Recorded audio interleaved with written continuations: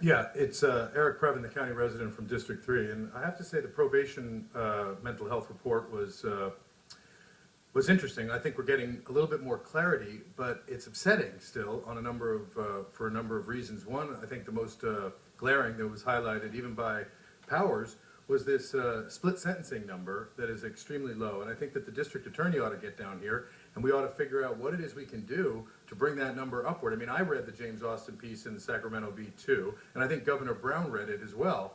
And I think the concern is that this is 1 million people in Contra Costa County. What they've figured out is they have faith in their probation workers. They prefer the idea of probation, some kind of sticky services that are working a lot better than what we're facing.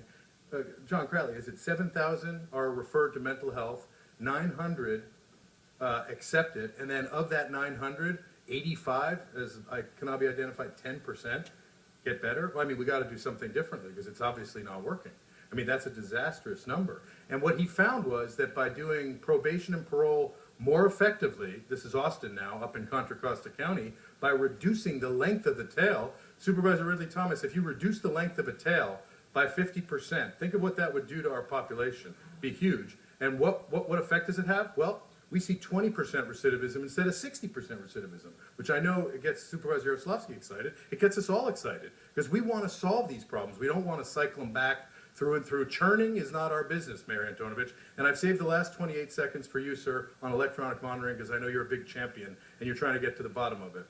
Sir, you're not a champion. And by allowing a deal with probation and sheriff to go forward with Sentinel Offender Services, who were cited publicly in Orange County as being, I'm not going to use the wrong word, something like incompetent, to be trying to refigure that one and get a lengthy extension and more RFP work. Supervisor Molina, how long did we wait for the Sentinel Offender Services contract to come back? You sat here crying for 4 years going, where is it? Where is it? I mean, it's not appropriate. We need to be stepping forward with this technology because it's effective. It's effective. It's not a scare technique. It's not a scare technique. It works if it's done properly. So I think we should all put the pressure back on. Thank you.